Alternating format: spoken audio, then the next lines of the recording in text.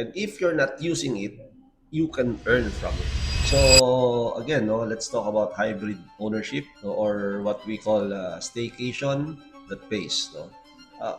So ano ba yung ano, no, sa nagtatanong sa akin, ano ba tong hybrid ownership? So this something that you own a real property, okay? You can use it with your family, and if you're not using it, you can earn from it.